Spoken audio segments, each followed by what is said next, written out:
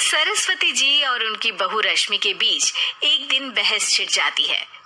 आखिर किसका काम ज्यादा आसान है, बहू का या सास का? माँ जी, सास को काम ही क्या है, आपके सारे काम उंगलियों पे तो हो जाते हैं। कुछ भी। हाँ, हिसाब तो उंगलियों पे ही हो जाता है ना। अरे बेटा, ऐसा सिर्फ अभी लगता है।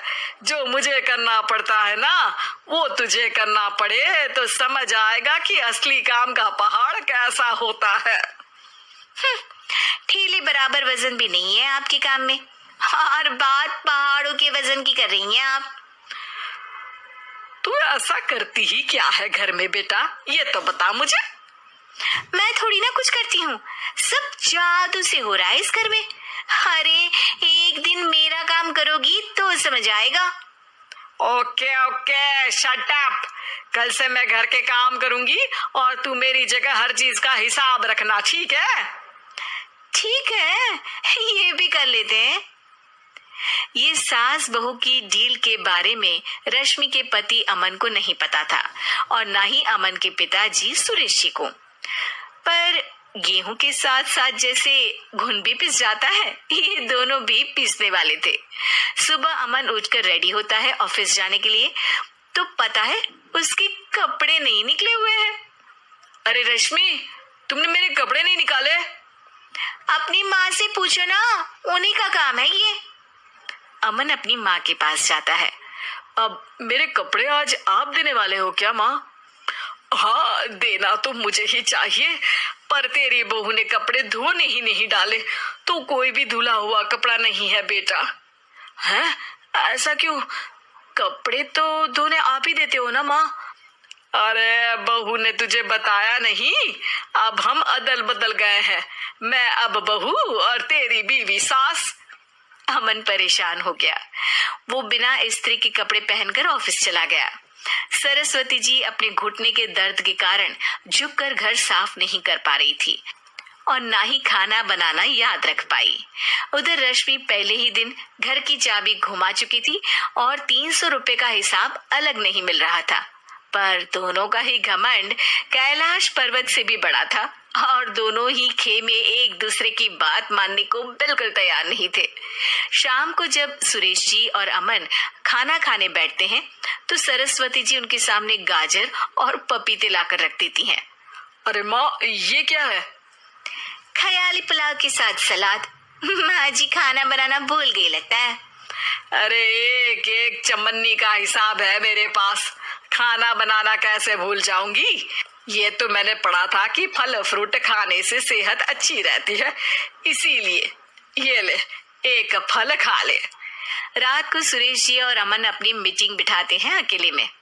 बाबूजी, इनकी लड़ाई के कारण ना हमें ठीक से खाना मिल रहा है, उल्टा घर के सारे काम रुक गए हैं। हाँ बेटा, 2 भैंसों की लड़ाई में बेचारे खेत के पौधों का भी नुकसान हो रहा है। पर पापा, क्या बताऊं आपको, मैंने माँ को इस महीने की 2 तारीख को बिजली के बिल के पैसे दिए थे। आज बिल भरने के लिए मांगने गया तो पता चला कि रश्मि उन पैसों से गैस सिलेंडर ले आई। अच्छा, तो सिलेंडर के पैसों का क्या हुआ? अब सिलेंडर के तो कोई पैसे नहीं थे बाबूजी, हमारे घर पर गैस की पाइपलाइन लगी है ना। बेटा, इन दोनों का कुछ करना पड़ेगा, नहीं तो अपने घमंड के चक्कर में पूरा घर बर्बाद कर डालेंगे ये दोनों। अमन और सुरेश जी काफी सोच विचार के बाद एक निष्कर्ष पर पहुंचते हैं।